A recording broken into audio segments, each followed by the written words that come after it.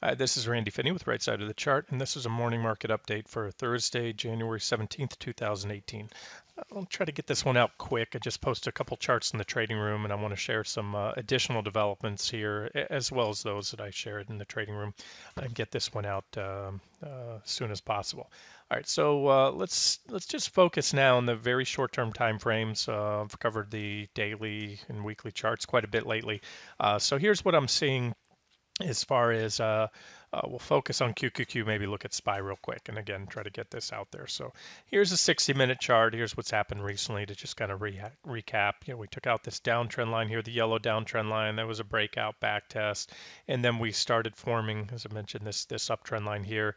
Now in the futures, we've already hit it. We've actually broken down. We're back testing, and that's why I wanted to get this video out now. However, on the 60-minute chart of QQQ, we're not there yet. But what stands out to me, it is taking the shape now for the first time in quite a while. We have a negative divergence. We had a very small divergent high here. You can see slightly lower lows on the PPO and RSI right there, and that was negative divergence. And I typically say this because I get this question a lot.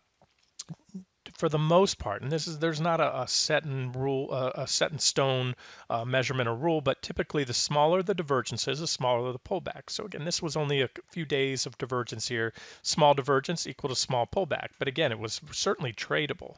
That was about a 4% drop in QQQ, and again, I covered all that at the time. So now we have a little bit larger divergence, and it's confirmed. The PPO has made a bearish crossover. So we have negative divergence on the 60-minute chart for the first time in quite a while on QQQ. So that's worth noting. Really don't have any sell signals yet. I always say divergences in the, oh, we do. Hold on, back up. Let me get to that in a second. All right, so there it is, 60-minute chart. Before we leave this, I just want to go through the top components of QQQ.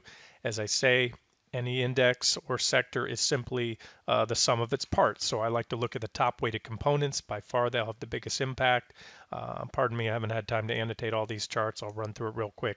All we're going to see here is divergence across the board on all the top components. There's Amazon, Microsoft, same story here. I haven't drawn, you can see the higher highs, lower lows. PPO hasn't yet made a bearish cross, so we have PPO divergence at least on Microsoft. There's Alphabet Class A, higher high.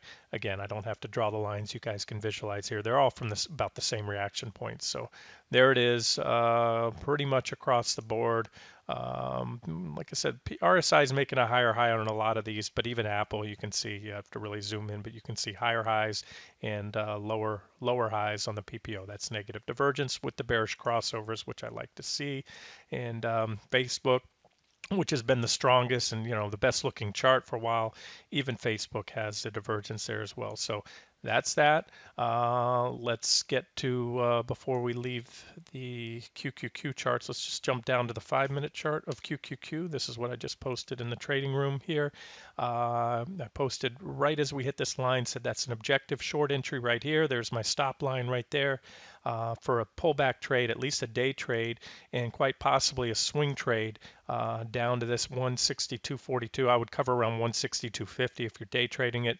So that is again just how I hone in on an objective level. You can see a nice clear downtrend line has set up here on the 5-minute charts, and again, it's all about risk reward. So if you shorted here in the trading room or wherever, if you still may, hopefully I'll get this video out in time, and if this does play out. That's the thing about 5-minute charts in a fast moving market.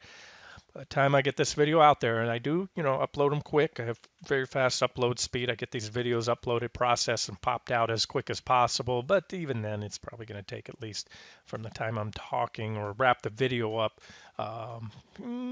15 minutes usually, maybe a little less. And they're always time stamped down here somewhere. I don't see it as I'm recording, but I think the time shows up down here in the lower left corner. But either way, watch these levels. There it is. You can see support's pretty well defined, and that would be a near-term target for a day trading op. But then bigger picture, let's look at the futures. Let's go here. So this is a bigger picture. NQ, here's that 60-minute chart I've been harping on. And so last night we broke down below the trend lines on the futures. and it was a lackluster breakdown. In other words, it was not on high volume. It wasn't impulsive. By impulsive, you want to see, big red candle. That would be an impulsive candle. Breakdowns that are on a lower than average volume, which is always going to, usually almost, I should say, almost always be the case when the futures break down in the overnight session. The volume starts to come in at 9:30 when the big boys, the institutions, all come in. They can move around, and they need the liquidity to trade in large quantities, both stocks and the futures. And of course, whether they're trading futures or they're trading Apple, Facebook, Intel, or QQQ or NASDAQ futures, all those are going to move the futures because of the NASDAQ 100 again is a sum of its parts. So there it is, and I can tell you, can't make any promises on any trade, but I can tell you this is about as objective as it gets. We have a breakdown, low volume breakdown, back test. So there's your objective short entry, and it aligns with what I just showed you on the 5-minute charts of QQQ running into that downtrend line. And so for a swing trade now, just 5-minute chart, more of a day trading op, but a swing trade, again, you short there with a stop somewhat above. Maybe we go on and back test for a little longer. Maybe they pop it and then reverse. But either way, my minimum swing target 64.25. Nothing's, or I'm sorry, 64.70. 25 or so, cover a little bit above that if you're trading futures. 64.10.50ish, again, best to cover a little bit above support, and that would be still from this point. Let's see, from where we're at right now, yeah, we're still talking. Let me move that line to where we are, about a 4 or so percent profit if we get there. And again, trading is all about taking objective entries, putting the odds in your favor, and then, of course, most importantly, stops are a must. And so if your stop is somewhat above, and you can also use an attractive risk-reward ratio. So if you're targeting a 4% profit, let's say, then you can easily allow for a 1% stop loss, and that's a 4-to-1 RR, or 4-to-1 risk-reward ratio.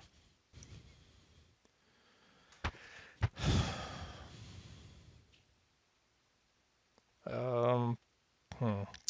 Yeah, all right. Sorry about the pause there. I'm just, I wanted to go over the targets on ES, and I was thinking here, let's see, there is certainly some support here I need to add at this point. So if you're an ES trader, this would be your first target, and then this is my preferred target down here. Still, I believe that's one I've highlighted for a while, about 25.22. And to try to measure that out and quantify it, if we do drop that much, that gives us about, yeah, and that aligns perfectly with my NQ target. It's a little lower, as it should be. This is the S&P 500. They are, have utilities, REITs, things that don't fall as much as tech stocks, which NASDAQ 100 is chock full of. So if I'm looking at a 4% pullback or a little over that on QQQ, NQ, it makes sense here that this would be about a 3.6% drop on ES. So either it happens, it doesn't. Now, if it doesn't happen at this point in time, and I know this may sound like a broken record, but these divergences are still very much intact. So there's room to extend the divergences. Let me draw this out and show you what may happen here. We've been wedging higher, but as I said, back here, there was room to work our way up and still keep these divergences intact, as you can see there, and right here. So if ES or SPY wants to pop up a little bit, it's certainly there's certainly room to do it in the charts. Keep these breakdowns pretty clean because, as I showed you, NQ is backtesting, but not ES. ES is not backtested. If ES does a backtest, it'll mean one of two things. NQ will either continue to crawl up under its trend line here, or may pop back above it briefly and then fail. But either way, those are still intact. And yes, these divergences have not played out. No, they are not guaranteed to play out. But we had some potential bearish developments on the daily charts yesterday. I didn't want to do this video. I wanted to keep it short, but I want to look at that real quick as I do this. All right. So far, we're not above the top of those candles.